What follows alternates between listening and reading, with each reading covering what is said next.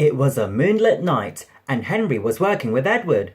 The big green engine was taking a goods train to the station by the lake. Murmured Edward. Said Henry. But Henry was wrong.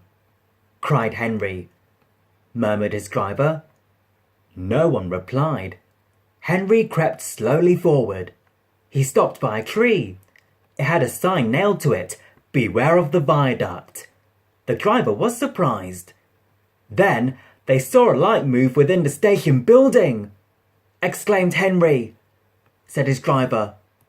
Agreed Henry. By morning, the mist had cleared. A workman was talking about the unsafe viaduct. Replied Henry's driver. Later that day, he spoke to Henry. Henry really didn't want to. But when nightfall came, he was sizzling nicely. Suddenly, an owl hooted, and then Gordon thundered by. Said a truck, and the others giggled in their silly way. Snapped Henry. But he was. A little later, the fog came down. As they approached the same area, they saw the amber light again. Said Henry's driver. Then, unbeknownst to Henry, the gates mysteriously closed by themselves, and the signal went red. The trucks had seen all, and they were spooked too. Yelled Henry. A mysterious figure watched Henry go by.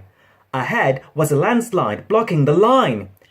Henry braked hard, but the trucks hit some of the rubble and plunged into the ravine. Just then, Henry's driver saw a strange sight coming towards them.